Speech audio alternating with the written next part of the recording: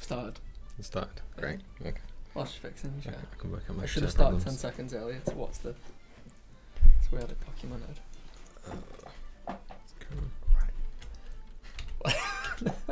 What a stream. Professional. Can't work out a chair. Never mind. I'll just leave it as is. Hello! And welcome to another edition of Devs versus Community. We are devs from Nomad Games, hence, I can't see the shirt. Promise me wearing this shirt. It's just a toasty shirt for no reason. We're developers of Talisman Digital Edition. This is... Jethro? Question mark? Questioning my own name. Or tier on the forums. I'm a programmer on Talisman. I am Gareth, or Fommelhort, on the forums, and I am QA for Talisman, which is quality assurance, so I test the game, do my best to break it. I look into the community stuff on Steam and other places, and I try and repeat what users in the community find when they come to us and say we found this bug, and I try and get a workable save that I can pass over to Jethro so he can take a look at it and see what's going wrong. Mm-hmm. So I suppose we should set up a lobby and see if we attract anyone, hopefully. We've not brought any second device today, so I guess current plan will be we'll take in turns. Sure. Me and Descendos did this, who is Richard / Descendos, however you know him from previous streams or from contact in the forums or community. But yeah, I think the arrangement we had is we don't discuss plans. Okay. We just take in turns and see Right. what falls. I can't remember the outcome of that game. Do you have any preference of expansions? Filan's Sacred Pool and Blood Moon. Blood Moon's one of mine. So Firelands, Blood Moon, Netherrealm, Sacred Pool. Sure. Right. Random characters, character selection. Hidden revealed. Revealed. Revealed. And then everything but Crown of Command and Scepter. I guess. Right, so take Oh, crown. Scepter's not on, is it? It's hidden. Take light bearers off as well. Oh yeah.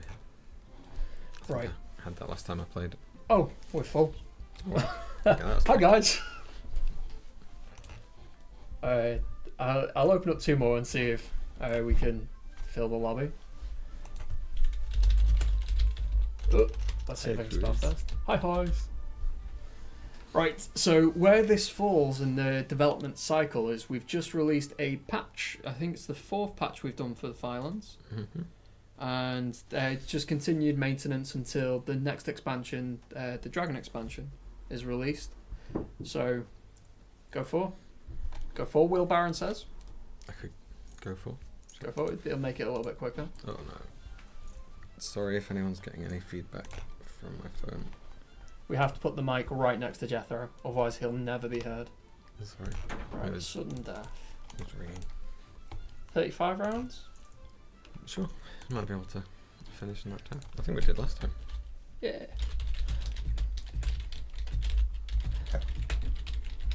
Streaming on Twitch and Capitalising the T. it's how YouTube styles itself. Fair I enough. think. Yeah, it does. It's more effort than I would have put in. Right. For anyone that is, don't forget to turn music volume down. Can you hear it now? Is it too loud? I assume that's why you'd be saying it. If it is, just let us know and we'll bump it accordingly. For anyone that is brand new to Talisman, we can have Dungeon. Sure. Oh, I've read it up, haven't I? The easiest description of Talisman is it's a cross between Monopoly and Dungeons and Dragons. So it's a role-playing board game where you pick your character out of a box, you move around the board using a dice roll, and certain spaces allow you to draw cards which have certain events on. Certain spaces allow you to roll to see what the outcome of the event on that space is. The aim of the game is to get to the centre of the board, which when we load up we shall see what that looks like. and we've not picked an ending, that will be given to us random. So the actual objective of the game, what we have to have done when we get to the end, or what we have to do when we get to the end, will be determined at the start of the game.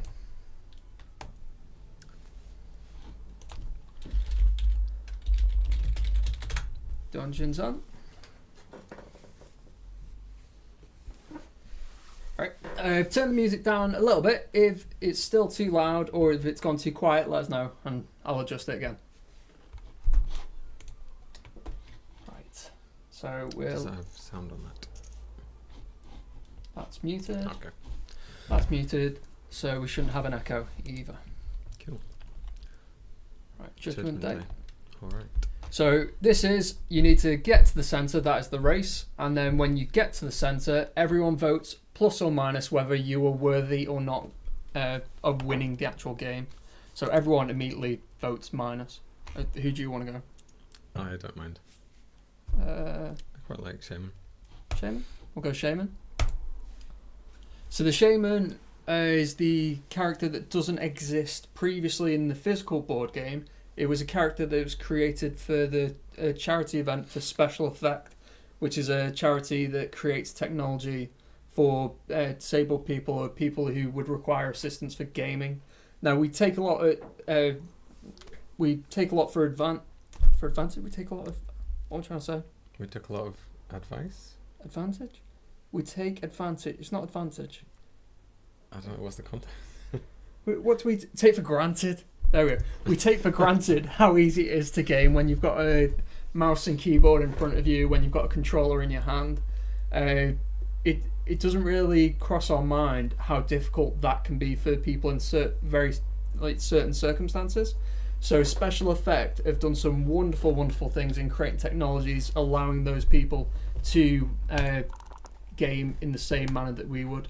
It's events in the past, we've seen booths that they've had. I think at EGX in Birmingham last year we saw them, and you could play Rocket League using your eyes, which was fantastic. It's tracking your eye movement, and that controls your car, and it allows you to play games. It's pretty good. It was the eye gaze. We had a little play with it at uni. So that was that. At EGX in London a month or so ago, I can't remember what the game was, but you could play with your chin, I think. I'm sure there was controlled movement with your chin. I wasn't looking at what they had. They were on the other side. Yeah, I know. we had a busy time down in London. They're a fantastic charity, and the Shaman character was a standalone character where you could pay what you want, set by the minimum of whatever platform you bought it on, which I think is the minimum on Steam is 79p.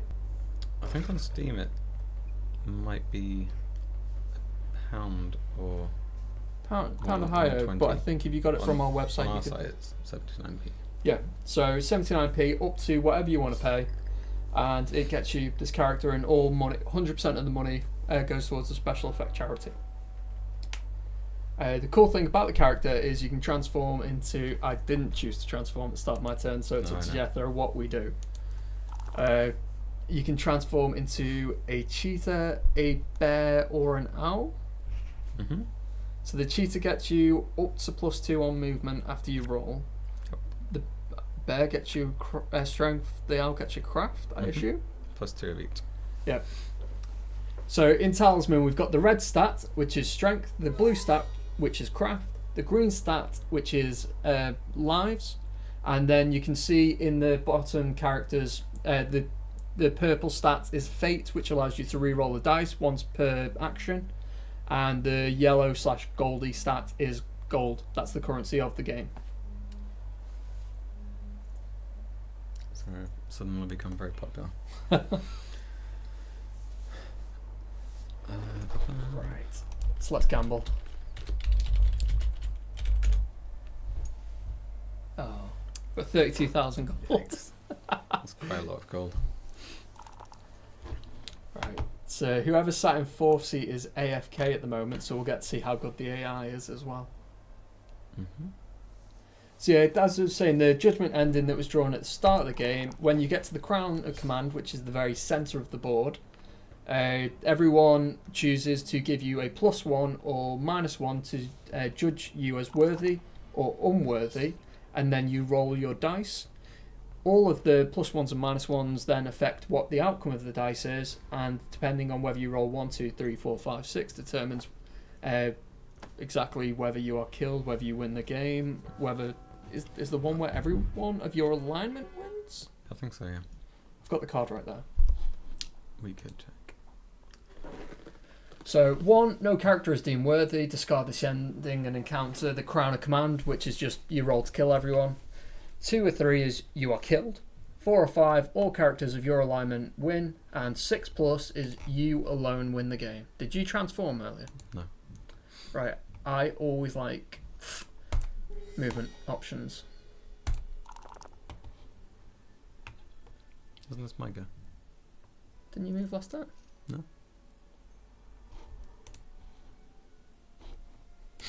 Sorry.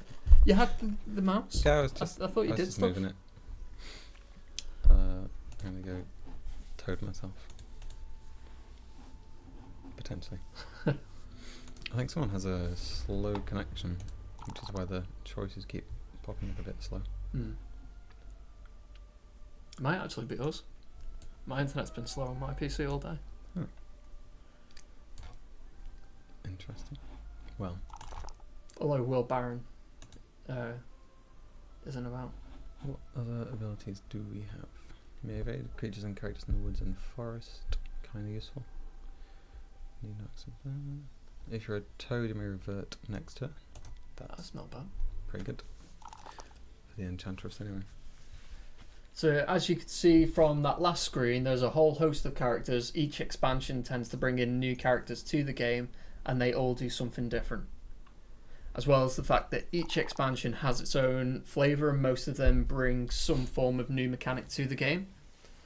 Blood Moon brings in a day and night cycle, so during the daytime enemies get -1 to their strength or craft, and during nighttime they get +1 to their strength or craft, which gives you a 2-point variable, which means certain enemies that are difficult can be a bit easier to fight, and certain enemies that are easy can be a bit harder to fight.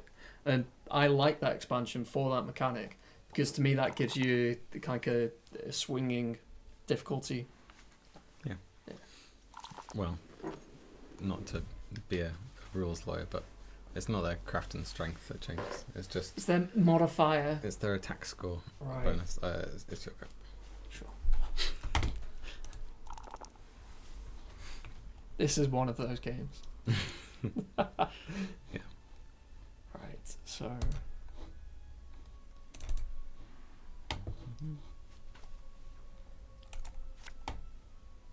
Ooh. Yikes. So the way combat is dealt with in Talisman is you take your strength or craft against your enemy's strength or craft, and you roll a dice and add that to your strength or craft, and then whoever's got the higher attack score wins. If you're on the same amount, it's a draw, nothing happens, you end your turn, and if you lose a life. We can't win this. Nope. So we only have 2 strength. Yes. If we were a bear, we'd have +2 on that. But the Infernal Legion, even during daytime, has 9, so... We can draw at best. Draw at best. If they rolled a 1 and we rolled a 6, it'd be a standoff.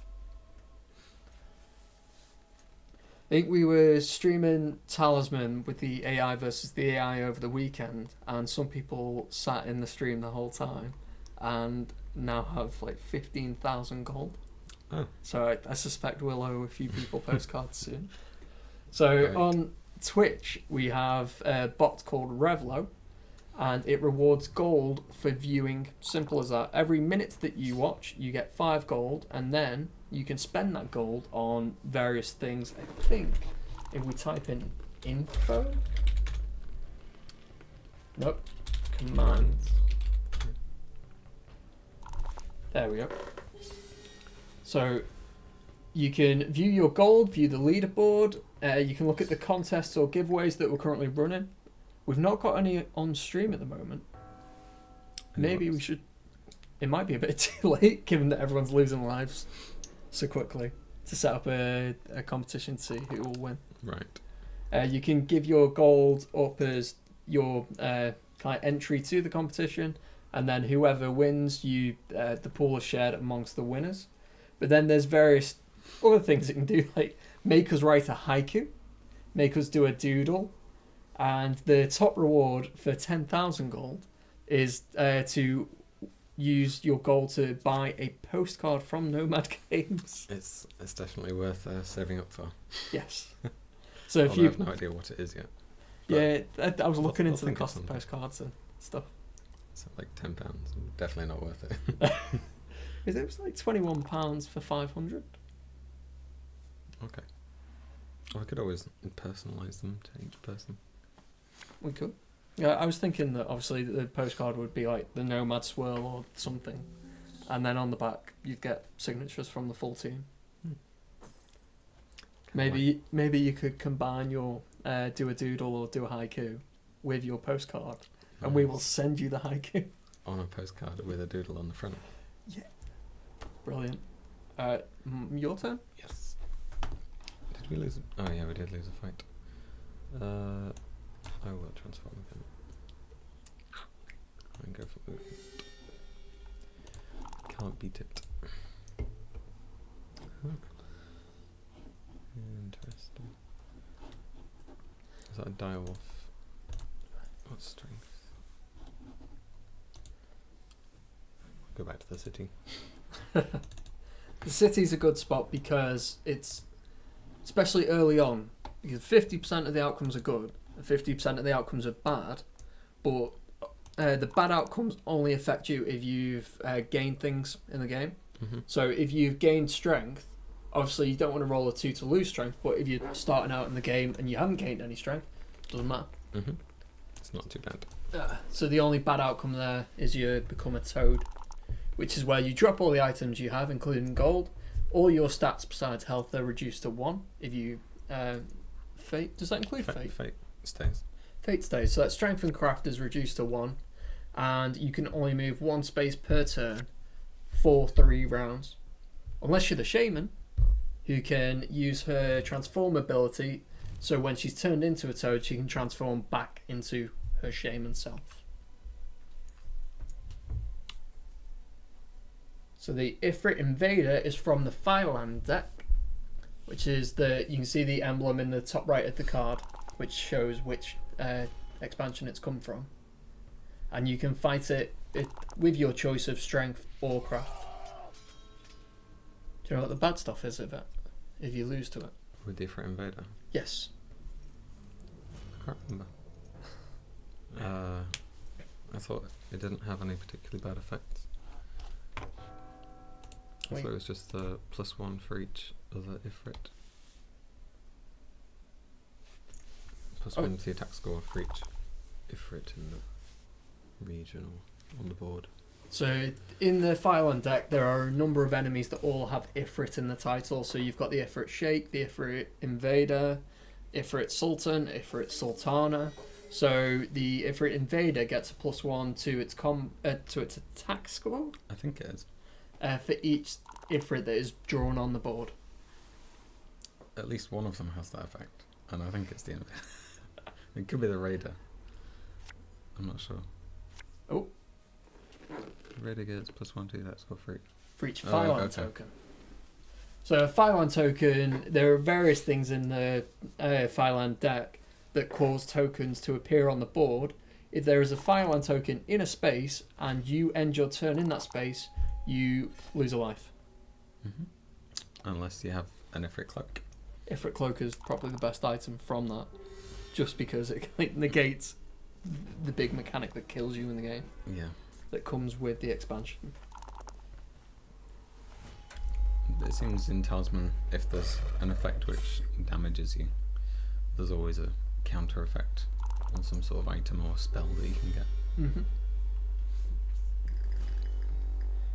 That's why a lot of people don't like the enemy, the Basilisk, because if the Basilisk rolls doubles, because it gets 2 attack dice, and it uses its highest from the rolls of the 2 attack dice, and if it rolls doubles, instant death.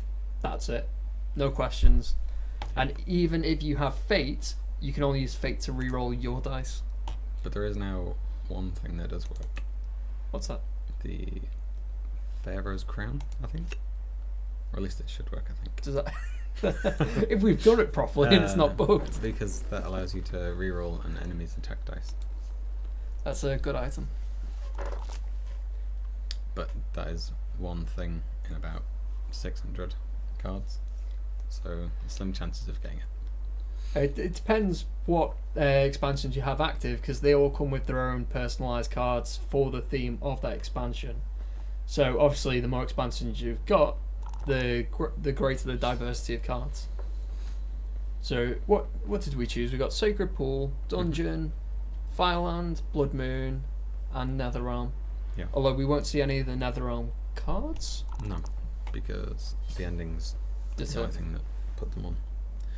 I think maybe at some point that should change, just so you get to use them more often. Because I quite like them. It's one of my favourite decks. The Netherrealm deck is the troll deck, effectively. It's the deck that's designed to mess with you without any form of relief. That there's like no counter to the cards in there. Nothing good in it that you'd be like, oh great, it's that card. Yeah. So you've got I think they're events. No, the strangers, the chanter cards. So there's the Necrochanter. Are the events? Yeah. Necrochanter, Aerochanter, Hydrochanter, and I think that's it. no, there's a fourth because they're the elements. I'm sure they missed one out. Sure Wait, they missed one out because one's death, fire, water, wind, earth. Aerochanter, Hydrochanter, Fire Chanter, Flame Chanter, possibly. Fura. Someone would know. John, you might know. Yes, Talisman, calling at Talisman Island. Cheshire Cat Girl would know. Probably. I'm sure she's played more of this game than we have. Yes, combined. Well, maybe. I think I'm up to about 3,000 hours now. Oh, maybe not then. I think I've done like 950. Yeah, the chancer cards are if this is drawn, everyone in this region loses a life, and there are, I think the Necrochancer is all players in all regions lose a life. There's like in the Fireland deck, you have the Ifrit Cloak, which protects you from Fireland tokens. The Netherrealm doesn't come with any counters to its cards. Not just what you start with ability-wise or what you've found so far. So there's a lot of enemies in the Nether deck which are incredibly powerful or have incredibly harsh abilities, but the ninja can evade fights, so he can pick and choose his battles. Yeah, I suppose that is a good counter, because there are things like the Basilisk in there, which will just kill you. Yep. And there's not much you can do about it. There's I think it's the Nether Torment as well, which is if your attack roll is under their attack roll, you die. Yeah. So you could have 20 craft. It's got 4 craft. It rolls 2, you roll a 1, dead. That's it. Even though you beat it by 15 points, dead. It's not fair. That's Netherrealm. It's part of the fun. You are playing with fire. So as we can see from the board, and everything's got darker and all of the locations, the lights have come on. It is now nighttime. So the night and day mechanic of the Blood Moon is determined by events being drawn. If you draw an event, it changes it to the opposite time of day, unless there's an event card from the Blood Moon deck which can come with a stipulation of when it's drawn, make it daytime. Ugh. Don't like vampire bats. I do like a unicorn. Unicorn is good. Right, so I have to beat it by 2 or more, and it has... Ooh. I could evade it and get the unicorn. I'm not feeling like fighting it. Fit for a unicorn.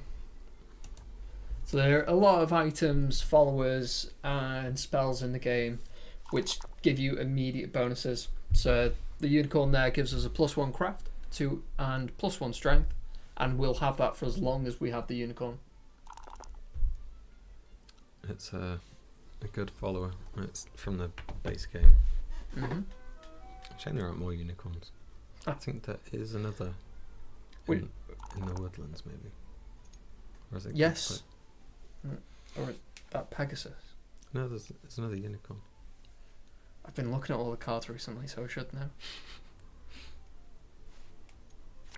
It might have been Cataclysm, but I think it's woodlands.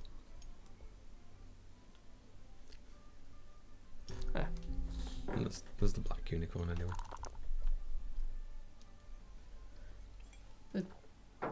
The ranged alchemist is from the Blood Moon. Right. I was just staring there, I was convinced, it's because of its ability, I was convinced it's from the Nether deck. Because there's loads of cards in the Nether deck that are roll to see what its strength or like craft the is. metamorph, or not? Yes. Yeah, and the changeling. There's a changeling, metamorph, there's a hag or witch There's or... a polymorph. Polymorph, yeah. Because that's the one that's got like the bull's head and... Mm-hmm.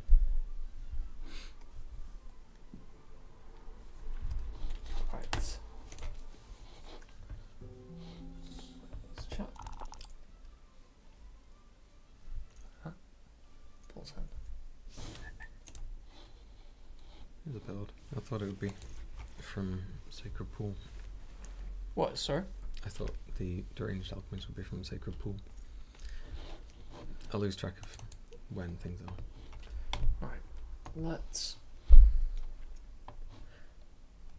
What would make things easier for people? So if you're a character of good alignment, so in the game you have good, evil and neutral, they're the green, white or red cards that are next to our characters. So we've currently got 3 neutral characters and 1 good character in the game. If good characters go to the chapel, which is the place in the bottom left of the board, they can choose to replenish all of their lives.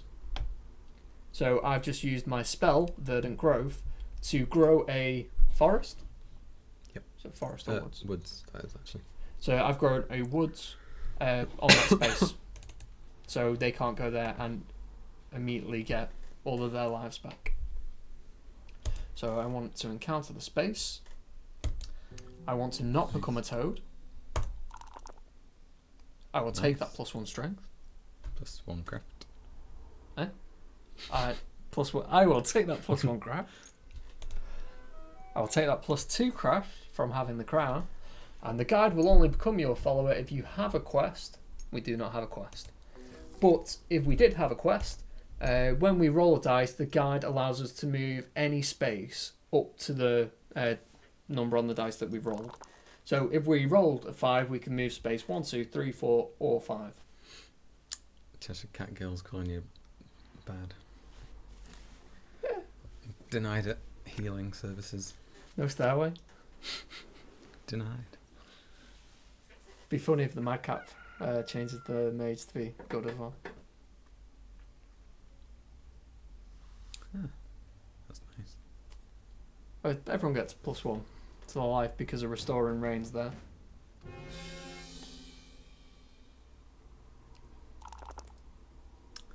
It does become good.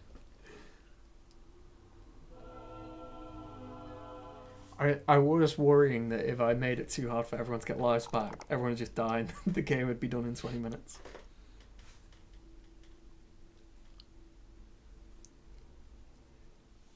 Amazon's movement is pretty good. Sorry? The Amazon's movement is pretty good. I like having lots of options. I was recently asked that on the Steam forums. I was given a whole, basically, Q&A session for free as well. One of the questions I kind of, what characters do you favour? And Amazon, Black Witch, Shaman, there's another one, the Spy as well. I like any character that gives optional movement, because I think that gives you the ability to pick and choose where you're going, so when things are revealed on the board, you have an increased chance of landing there.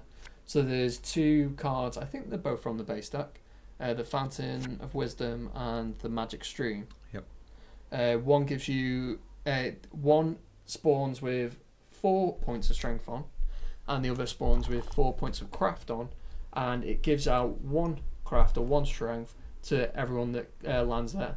So if you can move away from it and move back on it, you can keep getting strength 4 craft until it runs out of tokens on that space. So being a character like the Amazon, like the Black Witch, like the Spy, like the Shaman, gives you an increased chance of encountering these good things that appear on the board. I'm sure I asked you this last time we did this, but do you have preferred characters? I'm sure you do as well. Yeah, I quite like the genie, just because of his look. Because of his look. Yeah, he looks like a fun character. But also the shapeshifter. I struggle with the shapeshifter. I just like it for code reasons. Why? Because I had to change like half the engine to get it working. So rather than kind of like hate the work that it gave you, you saw it as an achievement. Yeah, it improved the. Talisman would have been far more complex if that hadn't have happened. So you had to change half the engine to get this complex character in. Yeah, but the engine would have been more complex if it hadn't have been that way. Is it kind of like the option was to make the engine complex to deal with the shapeshifter, or make the shapeshifter complex to deal with the engine? So you've put the weight onto a character rather than kind of spread it across the entirety of everything that affects everything else in the game. No, it was the other way. I changed everything else so that the character worked quite easily. But it made everything a lot quicker. For characters that have got similar abilities, they are actually abilities that we give to the characters. So what does that mean? So if some have common things like start with 1 spell, when I create a character, it just has, I give it the ability start with a spell.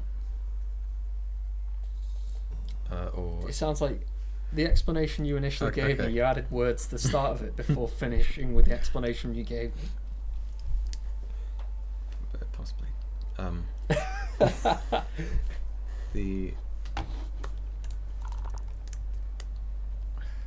to explain? So quite a lot of things can evade creatures in woods or forest, or don't have to roll in the woods or forest. Instead of that all being in each of the characters separately, they all reference the same thing. So they're all using the same bit of logic instead of lots of bits of different logic. So rather than making unique code for the same outcome, you made one code to match one outcome effectively. So rather than having sounds like a better explanation. Yes. Yeah. So rather than having to write the same piece of code 5 times, but make it work in points A, B, C, D. Point A affects point 1, and like there's just a straight line down. If a character has a point A ability, then there's no need to like hook it in or attach it in some way or kind of create a backdoor access to get that same outcome. That makes more sense to me. So one of the more tricky bits was things that could initiate psychic combat. Yes. You'd think that would have been quite an easy thing. Yeah, as a non-programmer, you give the option of the button. You create the button, psychic combat, player presses it, boom, psychic combat, job done. But until the shapeshifter was done, and that was all refactored, it was probably about 15 lines of code per character that could do it. It was so messy. But now it's quite clean. What's a refactor?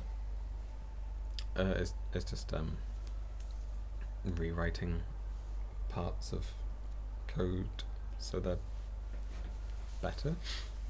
So it's basically a coder's term for changing code that already exists.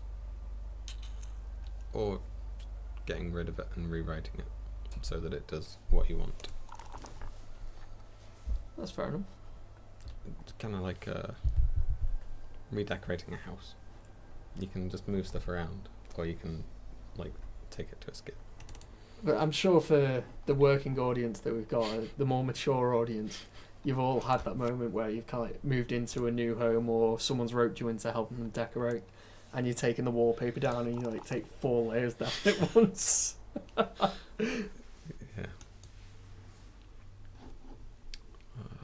Kitchen. Why are we so far in the dungeon? When did that happen? It was a secret passage. Led us there. Heal lives. That's no good. It's a dangerous game. We have no strength. We've got quite a lot of craft though. As long as no one takes that away from us. We can take on like the Rune Dancer and the Vampire Prince. 2 Warden. And 2 Warden. But not much else. Not much else. No. I suppose it's the craft ones that do all the horrible things here besides like the green slime, I think. Oh yeah, is it the Shadow Dancer? Or is it Rune Dancer? Rune Dancer is the one that gives you the full complement of spells if you defeat her. Yes, I know this. I'm getting better at knowing things. I should be. It's just there's so many cards. Yes, there is. Your head tends to kind of contain all the cards of the last expansion you did, because they become the sole focus of your life. So in QA we tend to kind of split the cards between us. So Jethro primarily, but with the help of Richard and Will, they will go through and they'll put all the cards in, and they'll do them one by one by one. But then QA can't get the go ahead and like, right, the cards are in, the cards complete, and we just split the deck between us, and then we'll rotate. We'll sit there with a card in front of us, and we'll kind of go, what can go wrong with this card? Like, first thing you do, test what the card does. If it's sword gives +1 strength. When you give the sword to a character, does the character get +1 strength? Nice and easy. But then you kind of look at the card and go, is it a magic object? Will it stop working if you go to the Cursed Glades? If you put it in a bag, does it still give you a +1, or does putting it in a container prevent it from... This doesn't count as my turn. Okay. Nothing happens. See, Good. it wasn't my turn. Yeah. So it's kind of like, okay, but then you've got the spell Enchanted Blade. So if it's not a magic object, you can turn it into a magic object and it gets +1 to its strength as a weapon. I think that's what the Enchanted Blade does. Yep. And then you kind of, right, you think of all these and then you kind of go, well, the warrior can hold 2 weapons. The dervish can hold 2 weapons as well, I think. Do they get it if they have it as a second weapon? And we'll sit there and we'll kind of think of all the ways that it can go wrong. There's one person, and then once we complete our set of cards, we'll then kind of rotate to the left. Everyone will pass their cards to the next person along. Alright, I want to avoid the cell. I'm going out. Okay. That's draw 1 card. I think it's draw 2 at the end. Brave Sir Robin. Wise man, sweet. More craft. Yeah, we can deal with that. And it's daytime, so he gets -1. Not the best roll I've ever made. Come on, 1. No. Ooh. Draw. Dice are rigged. AI cheats. That's what I say. Hey! Just enough. Another way of increasing your strength and craft in the game is by gaining trophies, and you gain a trophy for each enemy you defeat. So as we've just defeated the Shadow Stalker and he had 5 craft, we now have a 5-point trophy towards craft. So if we can get all our craft trophies to add up to 7, or a multiple of 7, we get +1 craft per 7 that we hand in or trade in. The Lost Soul's a really good follower because there's no negative to holding him, but if you visit the chapel or the graveyard, you get a +1 strength craft. Or yeah, Spell, fate, life, all the things. all the wonderful things in the game. No, I'm gonna make it rain. There's only 6 people watching and we're one of them, but we've got loads of gold now. This push-up's been taken off. No. Has it not? Use make it rain, redeem. Make it rain. Oh, no, it's not. I think we should take that off. And what's the other one? I think it's like double points redeem? Double redeem? I have no idea. Don't say it. Double time. Double time. What's double time?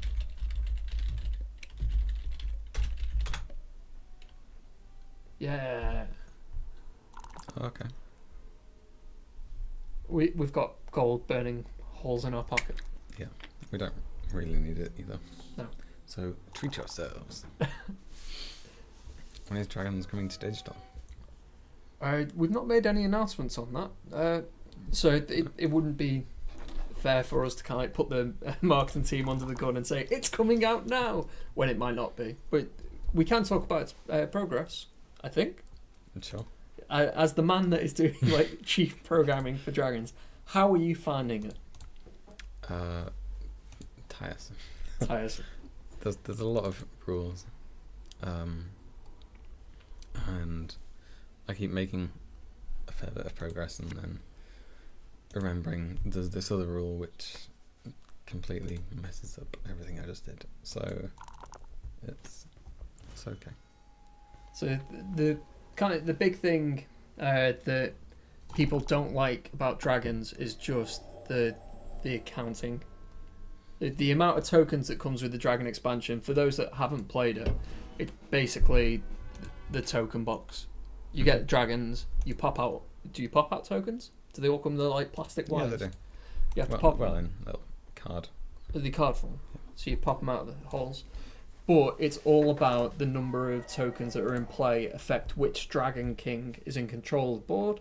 Which Dragon King in control of the board determines what the abilities affects, the fights, all the good and bad stuff that occurs in the game. So yeah, a lot of people kind of just get bored of the accounting process of trying to tally up, and it's why there was a big demand for it to come to the digital platform. Is because that takes the weight off the people playing it and puts it onto us. Mm-hmm. In terms of programming the kind of counter tracking, that's not difficult for us, is it? Because we already keep track of gold and lives. It's just as simple as going, this is what this token means, right? Yeah. Yeah, sure. It's a bit more complicated, but Descendos made a pretty good token kind of container, which has been really useful for Dragons. An example of one of the rules that I just looked up was when someone is on the Crown of Command, the Dragon King no longer changes when he draws more scales. So that's just like an extra little thing to remember. So the dragon tokens are referred to as scales. Yeah. But normally when you get 3 tokens, 3 dragon scales on a dragon lord or a draconic lord, he becomes a new king. But if someone's on the Crown of Command, and there's now 3 crowns of command, sort of, it doesn't. That's also been a bit of a nightmare. Are there any standout cards that have been challenging? Yes, 2 in particular. Can you name them? I don't know. I can't remember the names. Wasn't there like a blade of some kind? I think it's something like a shadow dagger, shadow blade, no. Wraith wand. Oh, I can't remember. Divines. Does Shadow Dagger sound right to you? I think that's from a different expansion. I think that might be. Wraith one. Let's have a look at the. Right. They're both magic objects, and they're both weapons. Dragon expansion. We'll have a look. But they are quite awful cards. Should we define all? Digitally, they are hard to create. If you're just playing the tabletop, they are so easy. Psionic wand? Yeah. Dragon Skull wand? Psionic wand. that is one of them. So you may use your craft instead of your strength during battle. Doesn't sound hard, but the way the engine's made it's terrible. Well, it's not terrible. It's working now. Ooh, I've expanded everything. Isn't that a hero ability anyway? It is, yeah. The Ley Walker has that ability, so it was something needed doing, and it obviously needed doing for this expansion as well. But it was just quite difficult. It's just too easy in the tabletop. You like, I'm using craft instead, but we have to change the whole engine to account for that. Yeah. So, what was I going to say? I start with yeah. So, what was I going to say? Digital versus physical. One of the pros of the physical tabletop is the entertainment and atmosphere that comes from arguing rules. So there's an ambiguous term or there's a conflicting item, there's a rule that covers this, but when you put it into practice on a different circumstance, it doesn't quite make sense. You sit there with your mates around the kitchen table with all your beers and you thrash out what exactly this means, or you compromise and go, alright, well, we'll meet in the middle. Or you just flip the table and be like, yep. I hate you, I am leaving, I never want to talk to you again. Or just, I'm going to hunt you down because you beat me on that rule. Yeah. It tends to be, I think, owner decides. If it's your board, it's up to you. But in terms of like the digital edition, that is the equivalent of it's our board. We do our best to talk to the community, to Talisman Island, to all the people that are well-renowned kind of like fans, supporters, contributors to the game, and we try to kind of brief them and go, this is the issue we face. Do you have any suggestions? How do you play it at home? How did you play it in testing? How do you think people are going to play it, want to see it playing? Because digitally, all these conflicting things that you discuss around a table, we have to pick one outcome. We can't put the 4 different interpretations or possible meanings into practice. We have to pick one. Yep. That is true. Device says this tabletop group uses digital to inform physical. We have the argument, good. So you don't have to. Yeah, I suppose that makes sense. We do have various people in our community. Famously, there's Elliot, who is Talisman Salat or Toothless Night Fury, depending on how you know him, and John Yu, who is Talisman Island. They're the people who you can continue. I'm not sure if it's my go or not. I've lost track. Oh, no, it's my go. Yeah. So they're the people who typically would go to on how would you play it? How is it playing? Because they've been playing the game since it came out in 1983, almost. So we use their experience to gauge what someone who has played all the different iterations would interpret a rule to mean. But then we have other members of the community, like Cheshire Cat Girl, who we're playing with, Fulgur 14, what's his name? The guy that did the Talisman Cup 6. I've got Prospero in my head, but Provost SJGF. These are our rules lawyers. So if there's people we want to have a preemptive argument with, right, we know this is wrong. We know our opinion may not be right. Can you please give us your opinion so we can have an argument and debate about this before it hits the live build and everyone ends up arguing over what it should be. Yeah, there is a lot of that. So, thanks for stopping by, Divine.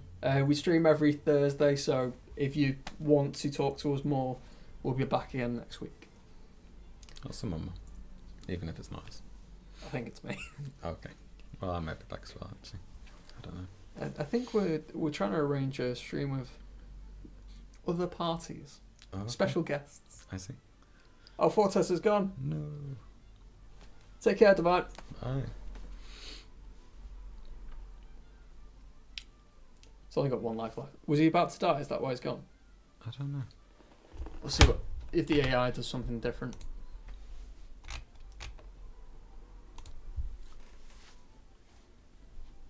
Space description. I thought it was giving me a wrong tooltip then. Oh. Wasn't it? No. Oh. That's the space description. Okay. I thought I was kind of hovering over something under the board or... Right. That's fair enough.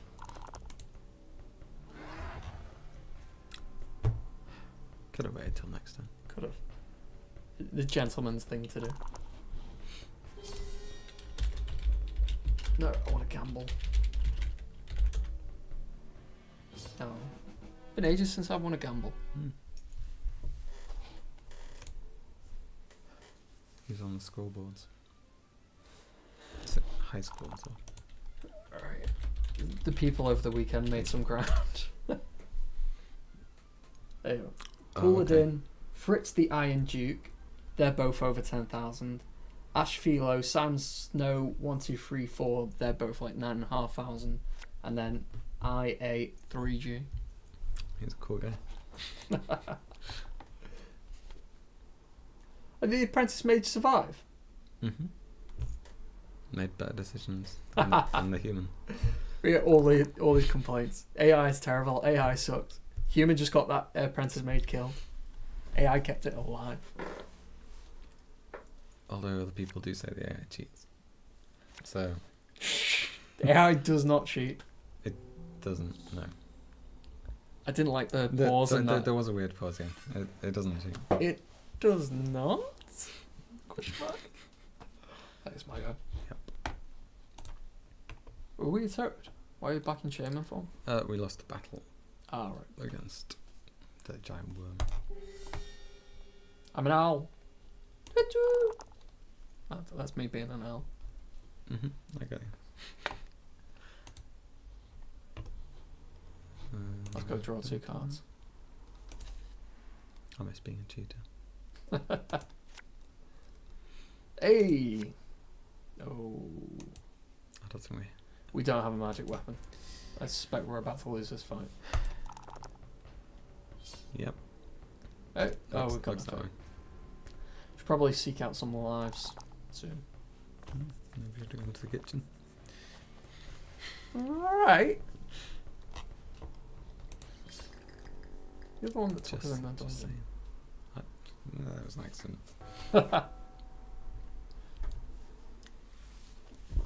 Right, so we've got 2 lives. Hopefully, because a lot of these battles that we've done against the community have come down to basically attrition of just whoever's been alive the longest wins. Yep. Apprentice I mean, Mage you know what, we do. might die. If we get a talisman, we can make a run for the crown. With Could 9 craft. It's not a bad amount, knowing that there's no boss battle at the end of it. Oh, the AI's committed to the dungeon. I don't know why. What was the other direction? Draw space, I think. It might have been the torture chamber.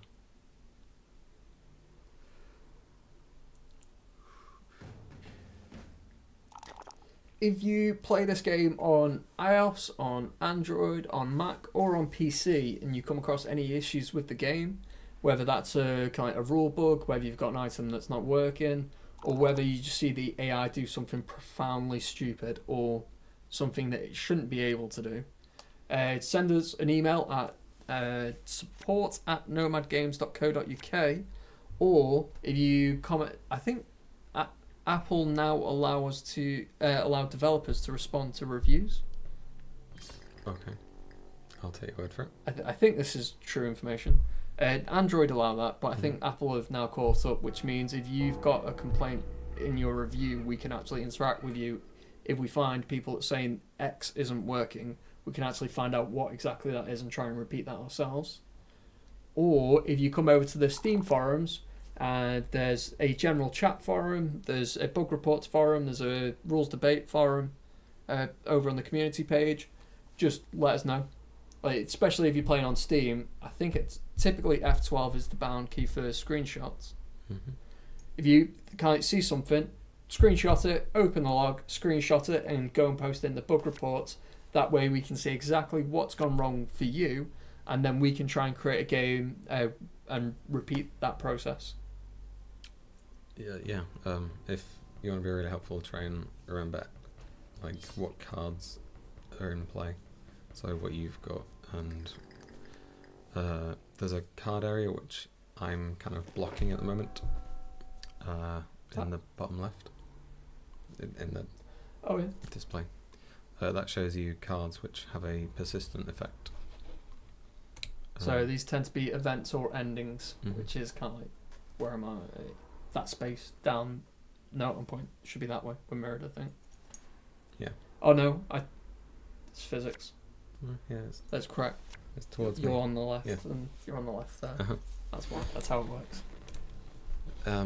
If you can like try and remember those things, or like take a shot with the inventory open, like using tab. Yep. So if you press tab, it expands all the items everyone has. So F12, all the items everyone has. F12, like the encounter on the board, and F12 on the log.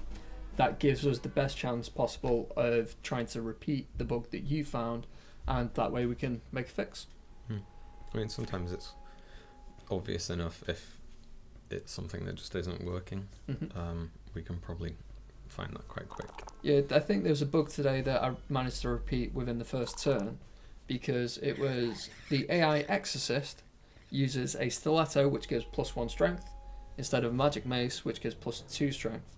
Obviously, it should use +2. Mm-hmm. There's no negative kind of like, if you lose you drop this item, so it wants to keep the good one for the thing it's facing. The AI just chooses to use the weaker item. Made no sense. So I went, right, the report was the AI Exorcist, choose that character, stiletto versus magic mace. That's easy. I just go into our deck editor on our debug version and go, right, they're the first two cards that I want out. And then I went to the ruins, drew both cards, went to a space and kind of fought a lion. Or in fact, I think I had a second character. And yep, sure enough, the AI did that. Nice and easy. That's all the information that I needed. Wooden stake didn't work on the vampire prince. F12. You see, that sounds easy enough. Is that the AI trying to use the wooden stake, or is that human?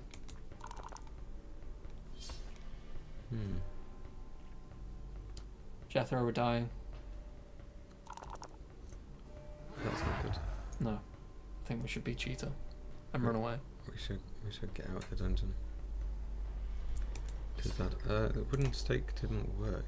That seems odd. So I'm sure we have an achievement based on that.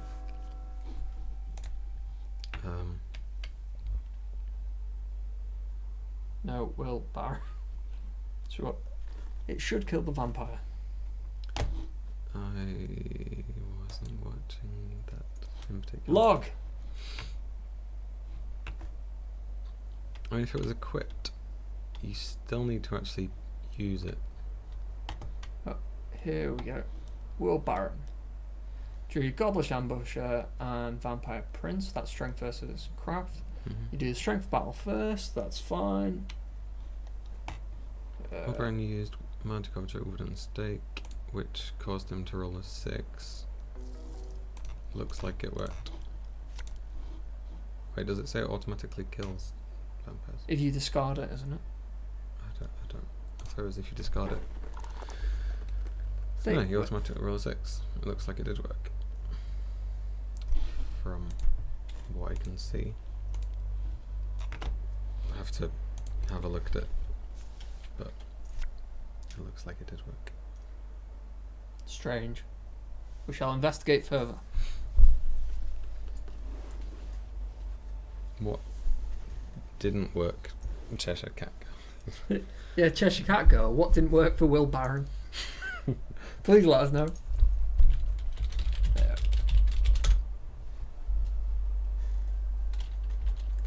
Is it just that stakes should kill vampires? He's right. Thematically, stakes should kill vampires. Wooden stakes anyway. Not like it. Not like you've Beef- slapped a beef bit of meat steak. at them. Take that.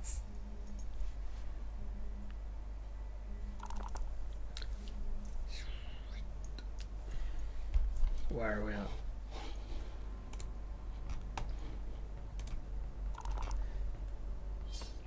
Hi, Jesse D. Oh, I missed it. Sorry about that, Jesse D. What I should do, because we can separate the Twitch chat, is have the Twitch chat over the YouTube chat, so we don't ignore people.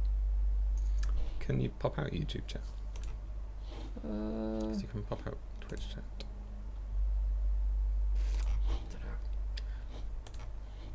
Sure, go. Yeah. We don't have the option to transform. No, we have no fate. It costs 1 fate. Fair enough. Can't. There's the bandit has more strength than the farmer, right? The farmer has 3, Mm-hmm. and the bandit has 4. But I don't think we have to fight it. Ooh. Okay. Yeah, I'd not roll. Let's roll. I'm feeling lucky. You got rid of the chapel as well, so we can't go heal. We're not good. You can buy some heals. Buy some heals in the Oh, that is mean. I see what's going on here.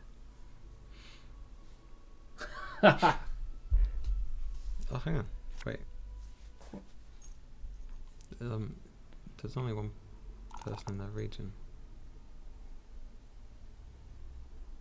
I'm not sure that cast. So she's I'm not sure that placed cast. on Oh, Lord of okay. Darkness. Right.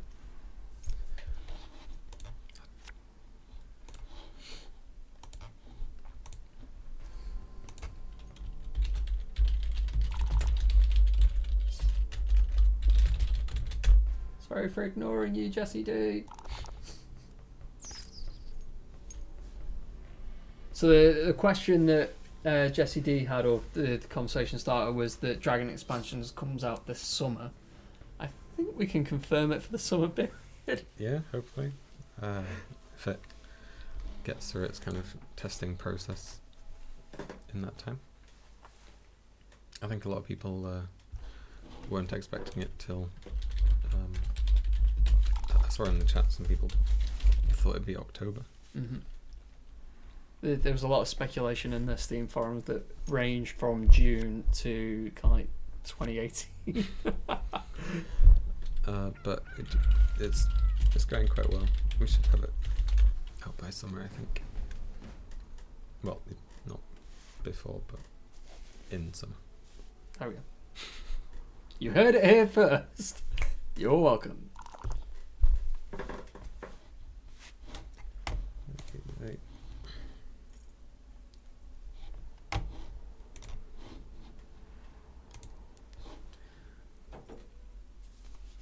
Right. So, I think our immediate objective should be survive. Mm-hmm. That sounds good. Don't die.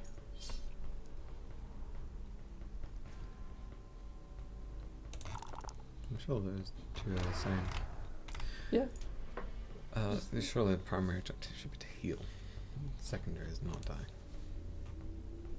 It's like a subcategory. Okay. We don't die by healing, Mm-hmm. by avoiding losing lives.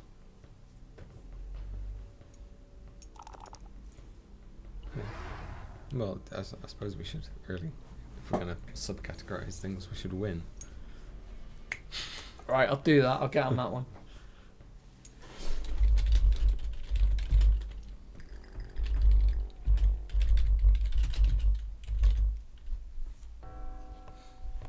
Does he still have the wooden stake?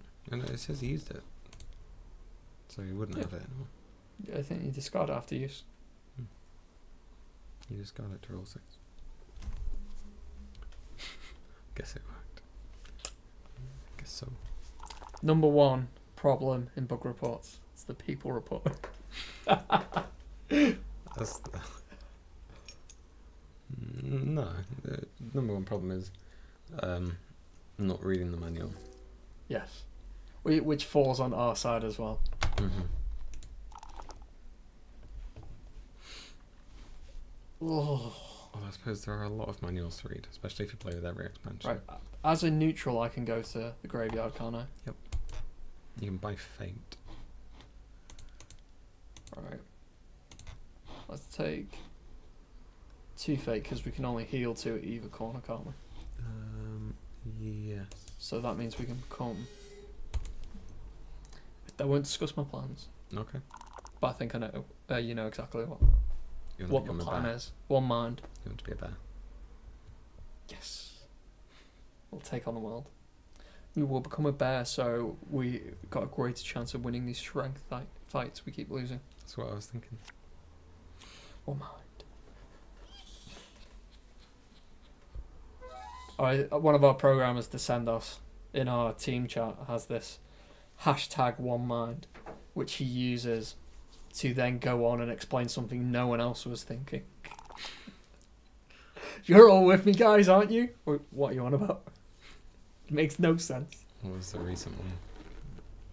How was you looking like Oh yeah, I look like Ed Sheeran. I look more like him than I look like Ed Sheeran. Give me a set of glasses, you won't be able to tell us apart.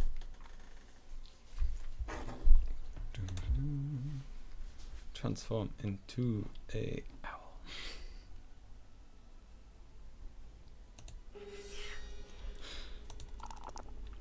I like this. Didn't need it.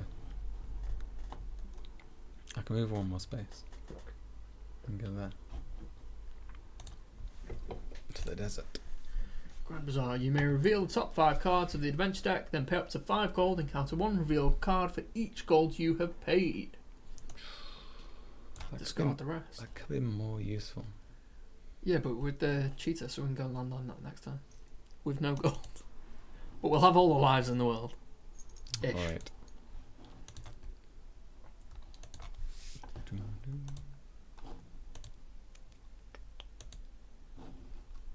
Yay, back in the game.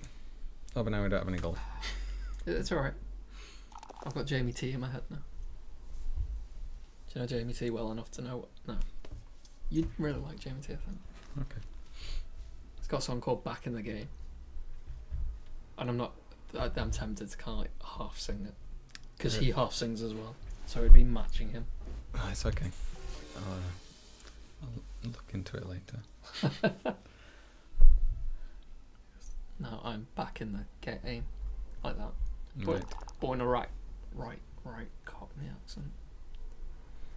I was going to use a Cockney accent and then realised within the first word I missed the mark. Yeah, I'm not particularly good at accents.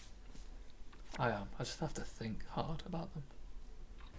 I think the majority of my accents, I end up sounding like I'm trying to impersonate Apu from The Simpsons. Right.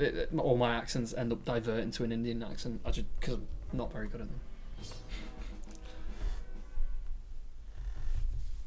If you try and do an Indian accent, does it end up as something else? No. Right. It probably just sounds offensive. Fair enough. I can get away with accidentally doing one, but when I'm trying to do one, that is just mean. Isn't that kind of the case with most accents that you No. mimic? My Scottish accent is based from, I used to work in retail and we had an offer on a certain section, but the offer didn't specify the offer is here. We thought like putting it on that shelving unit would be clear enough. So the gentleman went around and got the more expensive stuff because the offer said any in that space. And he claimed that it's our fault for not stating it's in the space. So he went, I'm from Scotland, where any means any. And that's the phrase I use. There's a Jimmy Carr joke about having set phrases in your head that kickstart your accents. Yeah. Like, I want some chicken, a can of Coke, is what he says to get his Scouse accent going. Mm-hmm. So I use the phrase, I'm from Scotland, where any means any.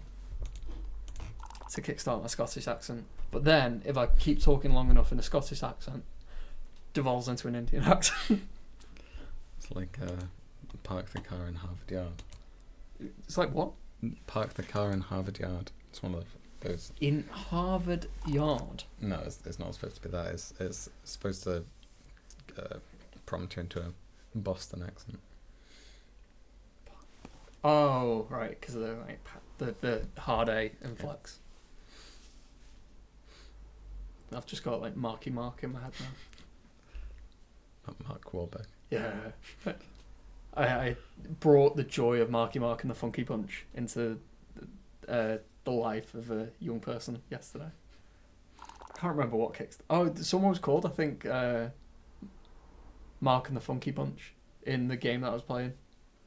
I was like, do you know who Marky Mark is? And he's like, no. I was like, I'll give you a clue. Marky Mark has a brother that was in the New Kids on the Block, and he, as a 15-year-old, he was like, who are they? Well, Go sit away, down. old. Go away, old man. How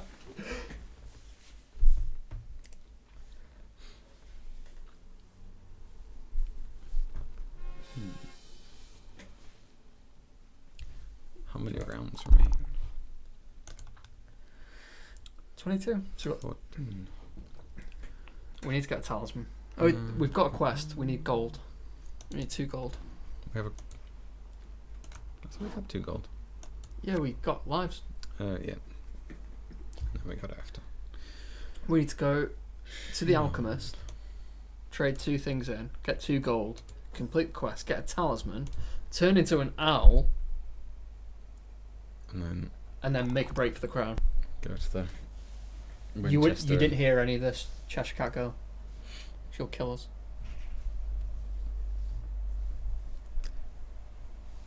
Or we just go to the temple. What happens at the temple? Lots of things. Out of the 12 outcomes that you can have at the Mhm. temple, how many of them are what we want? 1. Or is just get a talisman. You go to the temple, you get a talisman. Right, what do we have? We don't want to trade in the crown. I'll trade in hunger and artifact because Yeah. I No, don't like the Shield crown. of Defiance, I don't really mind losing. There we go. Job done.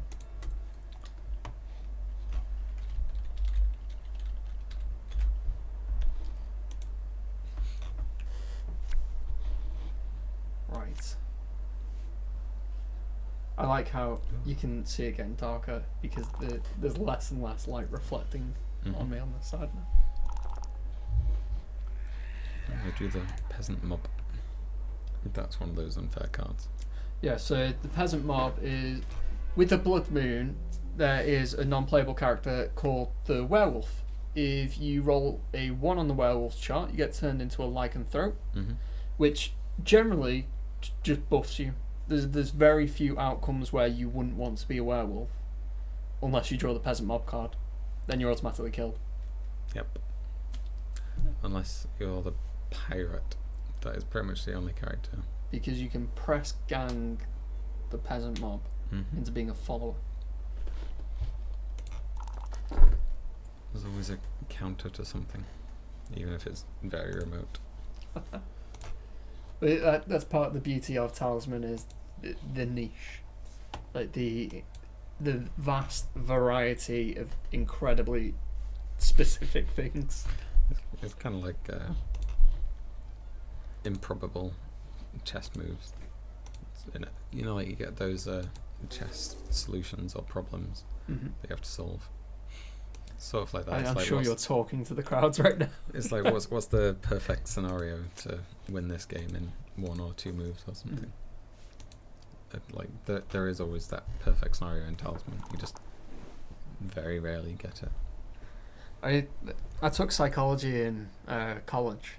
It was a waste of my time, but I did it.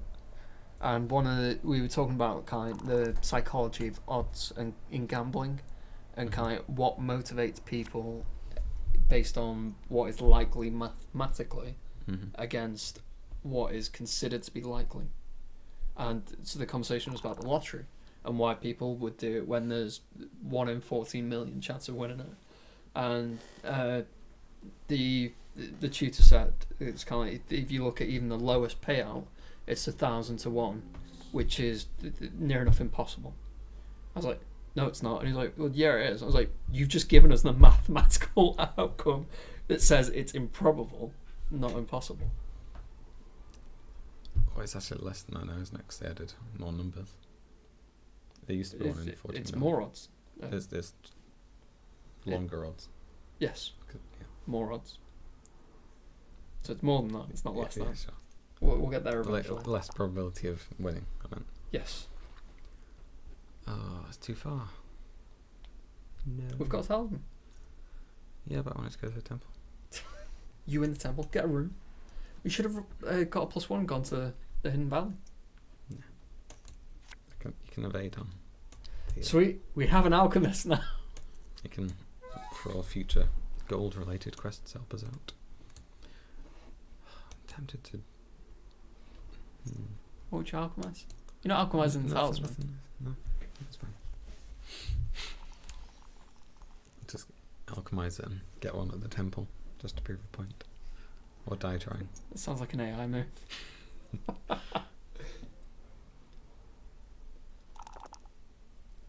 Some of the kind of past versions of the AI that we've had in previous releases, because the AI is a constant work in progress with everything that the AI has to consider. It's just like a massive spider web, whereas you change things on the left side of it and it kind of has major implications on the things around it, but then smaller implications you get the further away you get from the item in question. So it's kind of like hard to account for all of those tiny iterations that you would think don't have any impact on it whatsoever. But like with the adjustments that have made to the AI that makes it go up and down, it improves and then it takes a step back because of those small things that we didn't consider. Some of the previous versions of AI have had an utter infatuation, a complete love for gold and for talismans. And there was kind of like one moment where the planets aligned and it became obsessed with getting talismans so it could alchemize them to get gold so it could get talismans, just in a complete loop. Yeah. He's looking at the eye going, what are you doing? But I think we've kind of like stamped out that kind of behaviour now. Like Mostly. There's the odd thing where it might be like there's a card on a space that's 20 spaces away and it's making the AI do something odd. Mm-hmm. And you wouldn't think that's the reason why, but it is.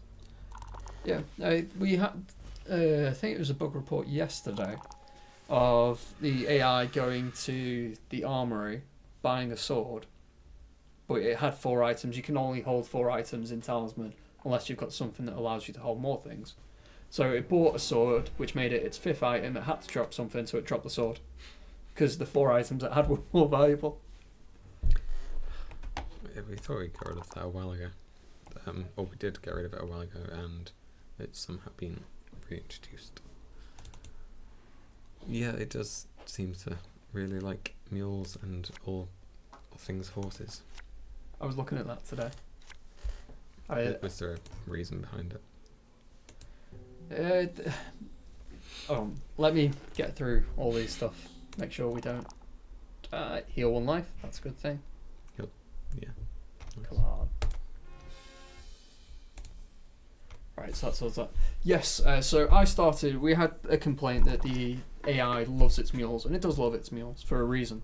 So I took various characters, I gave them 20 gold in the first turn, made the first card that it drew the livery stable, which is where you can draw a riding horse, a mule, which allows you to carry 4 more things, a horse and cart, which allows you to carry 8 more things, or a war horse, which means during combat you add your craft value, which is your starting craft, to your strength in that combat. And I was like, gave the AI 20 gold, what does it want? In theory, it should cherry pick what is more suitable. So we did see examples of that because the troll has 1 craft as its starting value. So it doesn't particularly make sense for it to spend 6 gold, which is a lot of money, on a warhorse, because it only gets it at +1. It didn't do that. What it did do was it bought 2 mules, 3 horse and carts, and a riding horse. So it had a carrying capacity of an additional 30? 8, 16, 24 plus 8, 32. Which is utter overkill for the very first move in the game. So I spoke to Descendos about this because he does a majority of code work on the AI, and the issue is the AI knows the values of a mule. Hi, John. Hey. Hopefully we're coming to an end. We've got only 12 more turns left, but we are going to make a break for the crown soon. Yeah, the AI knows the values of each type of horse, and if it has one, it will adjust the values of the other horses. So if it's got a mule, it knows it doesn't need another mule or is less likely to get another mule. But if you give it a load of gold, such as the leprechaun, because the leprechaun finds it dead easy to come by gold, and you take it to the stable, it doesn't know that it's got a mule until it's bought all the mules in the deck. Right, okay. It takes actually possessing a mule to know that it doesn't need another mule. So it will spend all its gold getting all of the mules, because it's only when it confirms the transaction does it then go, now I've got a mule. Now this is the kind of thing that we can't include in a patch, because how the AI interacts with a shop is a massive, massive change. It's the kind of thing that affects whatever expansion we're working on. It's not as simple as we go, all right, the AI just values mules less, because then we may see the AI reject mules. It won't go for them, even if it's got 4 objects that are good objects, but it needs a talisman. It'll just keep those 4 objects. It won't gain a talisman, and it won't go for a mule. There is a middle ground that will take a lot of testing. So we'll make changes, we'll give it to QA. QA will kind of go, that's too little, that's too much, the same thing's happening, or there's a new bug entirely. And it has to go through a rigorous process, on top of the fact that there will be new items to be purchased or new followers to be gained in future expansions, such as we're working on the dragons at the moment, that we have to take into consideration. So we won't just kind of like look at it and go, we'll make this change now, because we're also working on dragons, and we kind of go, well, if we make this change now, we'll then have to make further changes to make it work with new things that are coming in with the dragon expansion. It makes most sense to dedicate time and resources into making the one change that takes everything into effect and will, in theory, work the first time that it hits the live build that the different platforms have. I hope so. It sort of needs to fake purchase it and then reevaluate based on the cards that it has. So one of the things that Richard said to me sounded very similar to how you handled the shapeshifter's abilities, is he needs to, or he's thinking of treating followers like an ability. So if it clicks on a mule in a store, it's like using the ability. So if it kind of goes, I want this one, it's used its ability, and that affects the value of the other mules in the store. This may be me paraphrasing him into out of context, but I think that's what he said. Okay. But if he makes that commitment, that will impact the way the AI uses all stores, so we need to make sure it's correct for all the spaces in the city, for all the store spaces that can be drawn across the various expansions. It's not a simple thing. I just got us 6 turns better. Use the spell call on Temporal Walk. It's your go. Right. We need to stop being a cat cheater. So we need to actually lose a fight. Is it losing a life or losing a battle? Losing a battle, I think. Right. You can check the card. I could check the card. That'd make most sense. If you lose a life as a result of an attack. Right. You need to do something soon. Anything. Click something. Beep, Click. beep, beep, beep. Panic. Sorry. Right, so to get into this inner region, you have to pass through the portal of power. You roll 2 dice and you choose strength or craft. Well, you choose strength or craft, and then you roll 2 dice.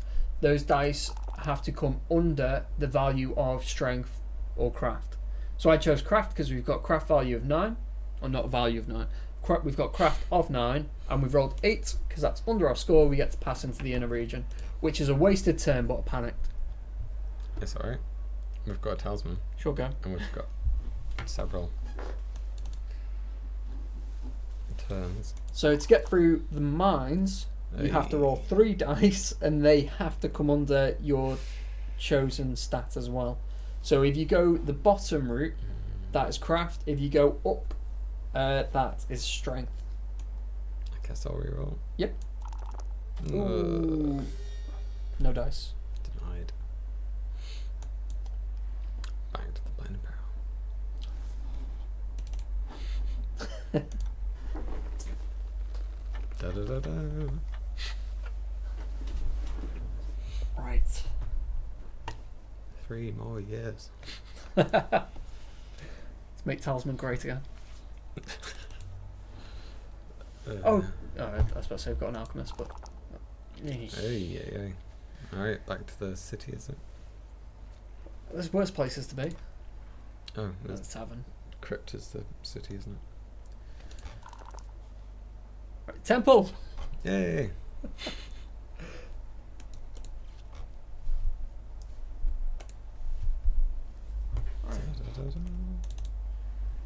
So anything above a 5 is a good thing. 7 gain a strength? Correct? Correct. I know this game. Well, that'll help for the next round. It will. Still need to lose a fight though. But if we lose a fight, we can give up 1 life. Oh, we don't have any fate. yeah, I used it. Sorry about that. It's alright. So that's 6 turns. We used 6 turns to get 1 craft. We got a craft and lost the fate. It was a good day.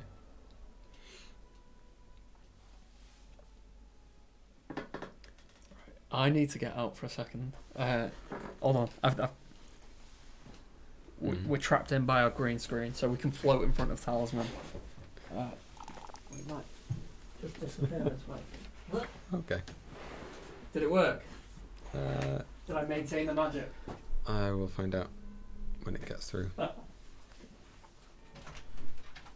Yeah, more or less.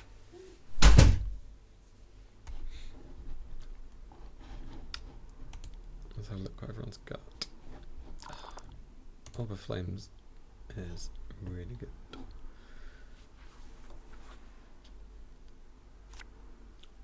I think that's probably one of my favourite cards from Firelands.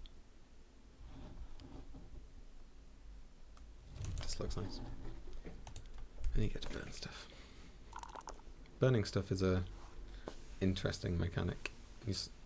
We sort of redid decks for that to work. So previously we only had a current pile and a discard pile. But we added in a third. Back to the temple. I'm liking this. Which was essentially a burn pile. Oh, another talisman. Would you believe it? And we can alchemize it. Oh, no talisman. It's a talisman deck empty.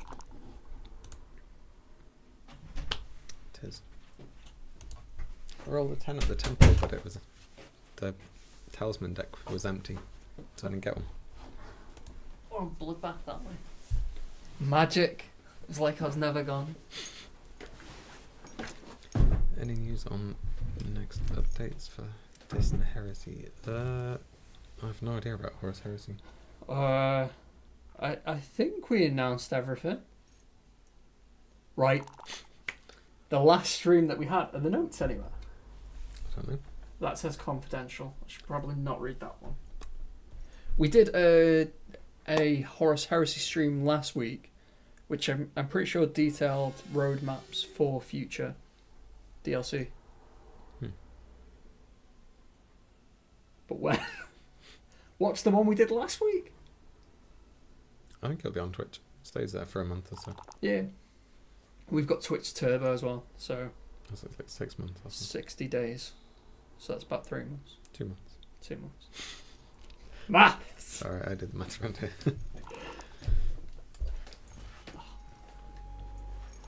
But when? It's, I'm not sure. what's this space?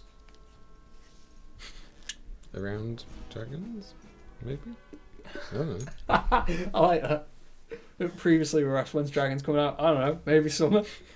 When's Horus coming out? Oh, around Dragons? Sorry, Jad.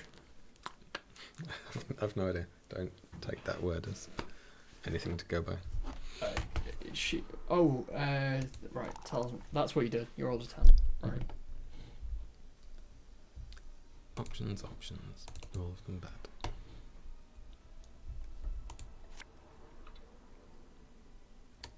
Right, so we have to attack a follower, which is the unicorn.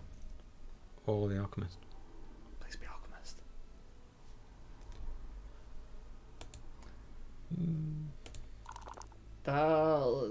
That's good, right?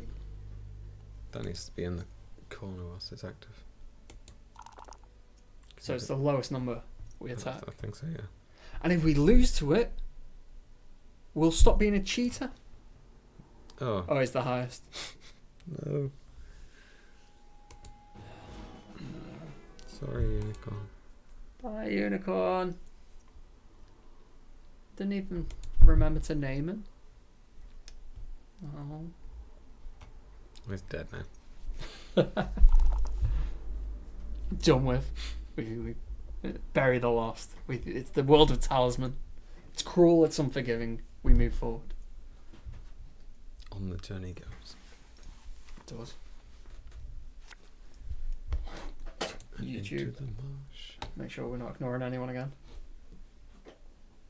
Probably do with a light on at this point. I don't know. I feel like they're very. I don't know. They hurt. I like sort of nice, darkish. Ambient. Yeah. Like you're in a cave, but not too far into the cave.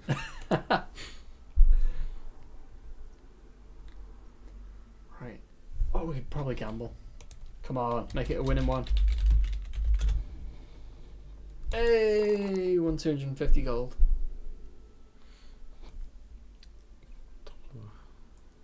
Back to the temple. Back to reality. That's where I was going with it. You got it. Got a spell. We need fate. We need it at 11. It might be a good spell. Might get us some fate. Mm. Could come in handy. Temporal vortex.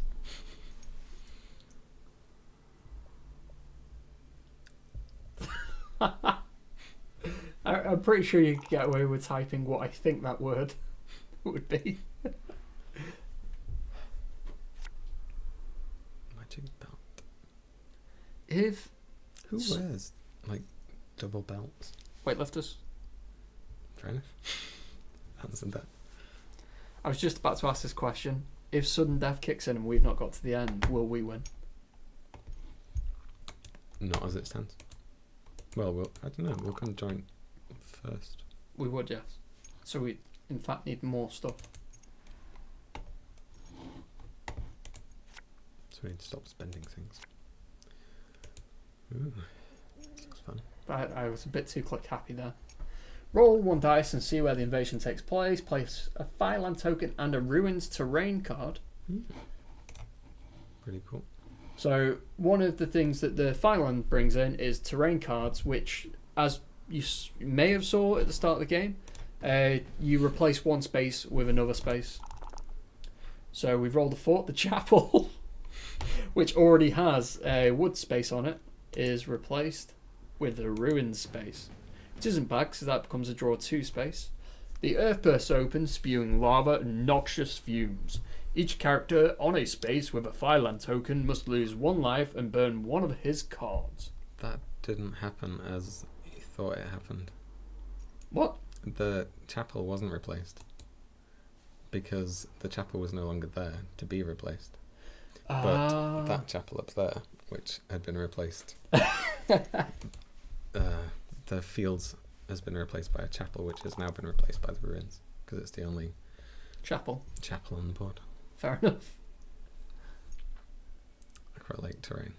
It really messes around with a lot of things. I'm surprised Will Barron's got not only got lives, but is challenging for the win. Twist of fate. That could be. Yeah, he got down to 1 life for a long time.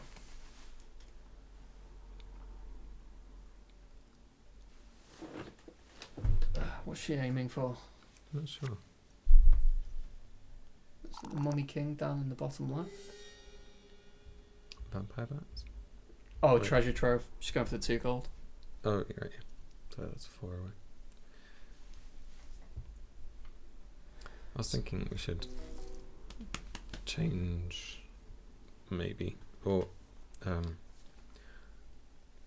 allow people to tweak the timed games, so you can set the value of things slightly differently. Because I think gold is a bit overvalued at the moment. And you can also award people points for things which don't currently count towards the points. So like unspent trophies you could count as 1 per trophy points. Per trophy point, yeah. Well, I think there's things like quest rewards which didn't exist, but probably should count. Just a bunch of things like that. So the way sudden death works is you set the number of rounds the game will last for, and at the end of it, at the end of those 30 rounds, you add up the amount of gold a character has, the number of items they have, and it's points they've gained. So strength and craft, any gold they've gained, followers, objects. I think that's it. And if all these things add up to a certain value, whoever's got the highest value wins. So that's what Jethro's on about changing, is what exactly counts as a point. Because some people can get gold much easier than other people, which Alchemist, the Leprechaun. It kind of creates a imbalance. When is our next? We've replaced our unicorn. I don't think we've got any scheduled shows at the moment. I'm not sure if we've got something. We're not doing the board game convention. I'm not sure. Oh, the board game convention. I can't remember the name, but yeah, the one at Birmingham we did. I got a really nice lanyard from there. UK Games Expo. Something like that. Yeah. That might have been it. I'm not sure if we're doing that this year. I'd like to. We did loads last year. It might have just been Games Expo. It was just Games Expo. It was in Birmingham at the NEC last year.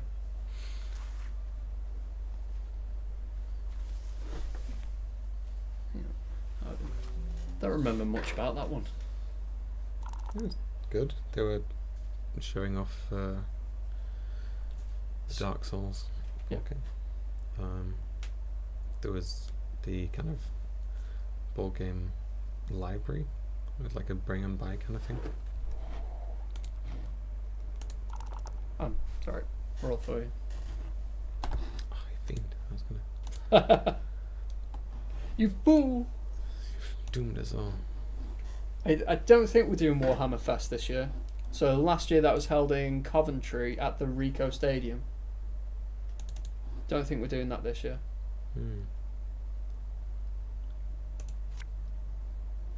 It's an item, we'll take it.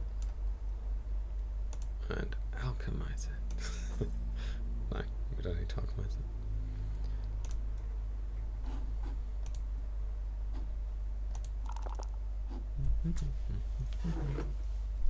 Yeah, John doesn't remember much about Warhammer Fest. I wonder why. I remember everything about Warhammer Fest. I don't wonder why. I know why.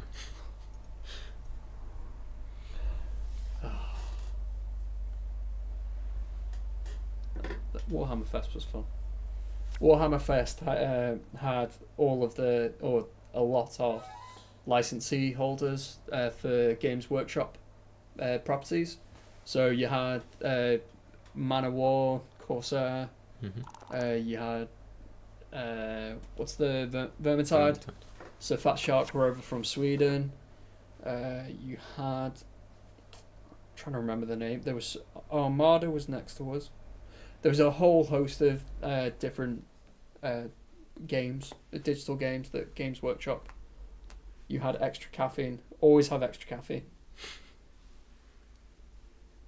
Oh God, I did. I've just remembered. Bex kept supplying me with Monster. I was like, I'm alright, thanks. Extra Monster, extra Monster. Got like a creative. Oh no, that was EGX. Oh, okay. Oh, that was. I can't remember the name of that, but it was horrible. Tornado. Probably shouldn't name it. It's disgusting. It was filthy. I think it was called Storm. No, I don't think it was. It was something. Yeah. Some form of weather. Yes. And to be fair, I think I've tried probably every caffeine drink out there. There's probably a few that I've not. One of the worst I can say, because I don't think they even sell it anymore. It was so bad. It was Bulldog Buzz. Bulldog Buzz. It contained like 3,500% of your recommended daily allowance of vitamin B12, which is a lot. It means you only drink one a month. This one has only 500%. But I drank it and it was a bit like I just drank straight out of a petrol pump.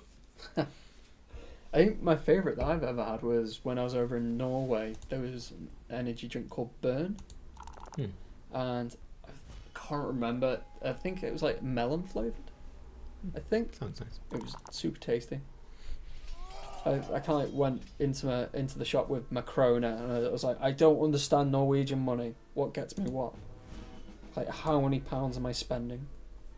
And there was one can of Monster on the shelf, and I was like, right, I can afford 2 cans of energy drink, so it's Monster, and I guess I'll get this one it's a black can with a green logo that looks Monster-esque.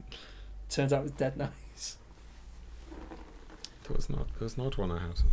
It came in like a little bottle that looked a bit like Calpol. Have you ever had? Is that the 5-hour energy? I'm not sure what it was. I think it was. It said it was from Thailand, but it probably wasn't. No, I've had that because my sister-in-law went over to Thailand. She brought it back for me, and it was kind of like, it was like almost illegal, kind of like it's secret Thai energy drink that has all these weird things. I drank it. I was like, that was Calpol. Yeah, nice. Yeah, it was not bad. It was sweet. It was tasty. It was actually very similar to Calpol. But it didn't kind of give me the go that other energy drinks provided. It was a bit too viscous, I think. You don't think of kind of viscous things as giving you energy. Fair enough. Or at least I don't. I think of like custard or something. It makes me sleepy. Yes. It adds weight onto you. How many turns have we got? 1 turn left. 1 turn. We need to make it count. Got a plan. I got a plan, Jethro. Okay. Is it a good one? I wouldn't want to qualify it as that. It's a plan. Is the Night Gaunt's making him give something up? This is Fright Night, isn't it? Or is just looking at his things? Whenever a character moves into a space that has no enemy, he must end his move there instead of moving. No, just has to fight something. That could be a bit bad. What's the Night Gaunt do? Fire. I can't remember. Sun shield, you don't get +3 because it's night time. Denied. Ooh. Yeah, we'll lose the life. It's not too bad. It doesn't count towards the end, does it? Additional lives? Nope.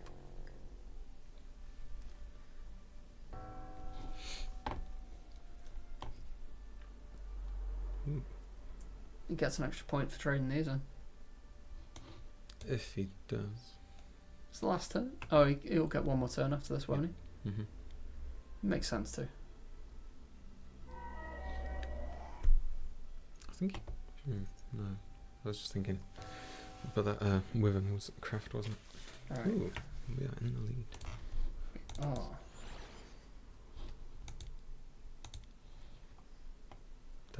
Might really backfire. Oh, she's got the one, doesn't she? Yeah. So she has to have a spell. So she'll get a new spell. It might be a really good one. Where it's like, destroy all of your objects. Do spells count towards? I don't think so. I hope not. 1. Come on, Temple. Come on, Temple. Come on, Temple. Talisman. Talisman. Nope. I think we have the only talisman. Right, so we need something to go wrong. Well, The we Cheshire didn't Cat. lose anything. Yeah, I know, but We just didn't gain anything.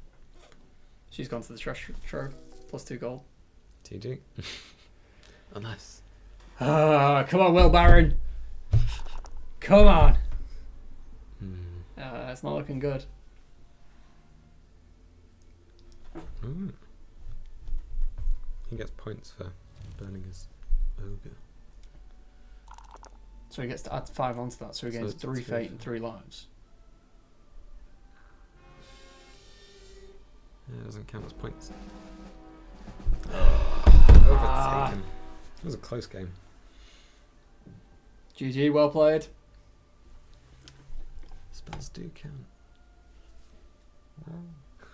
Still would have been beat. Yeah, it would. Good game. All that XP. Level 53. I think you're higher than me. I think I'm 52. Scrub. I think Cheshire Cat goes like 93 or something. Yeah. Well, let's check the leaderboard.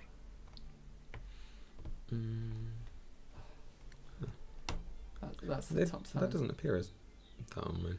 That appears as the old name. Fair enough. Yeah. So I'm 276 after my like 950 hours or something. So let's have a look at friends. Cheshire Cat Girl's ranked 53. Not bad. Refresh. Where am I? Still the Yeah. same rank. There you are. I am 2 ranks above you. No.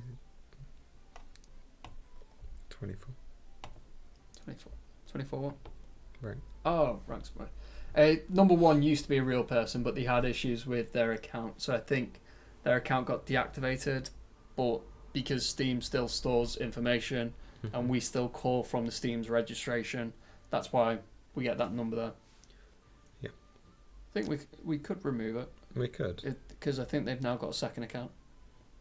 So if they're not using their first account, it won't can't do a fresh call for their XP. So we can update that.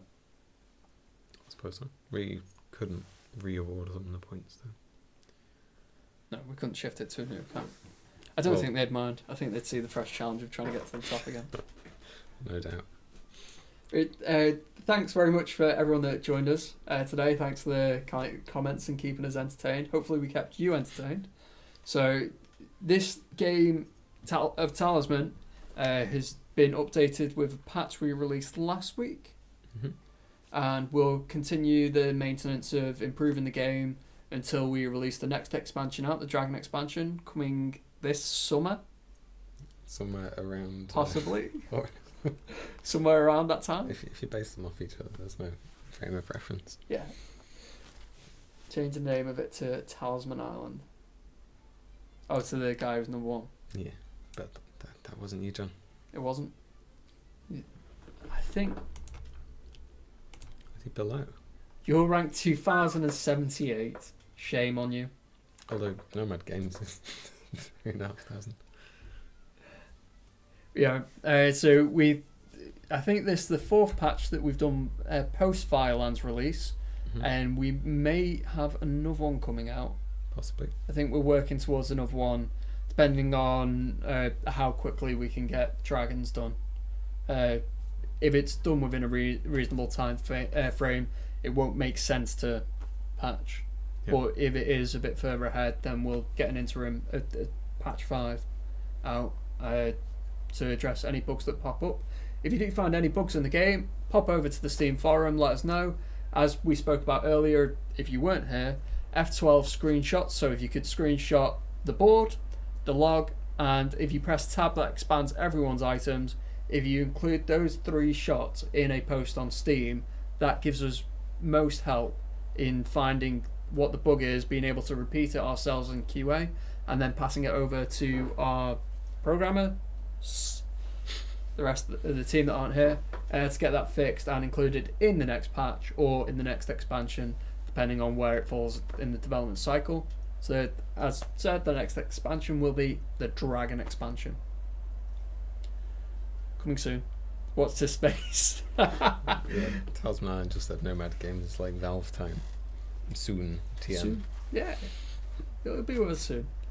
So, we'll probably be doing another AI vs AI stream over the weekend. Hopefully this one won't cut out halfway through. And if not, we'll be back next Thursday with, I think we're doing another Talisman stream with some special guests. Very exciting. Very exciting stuff. But thanks very much for your time. We'll see you next time. Bye.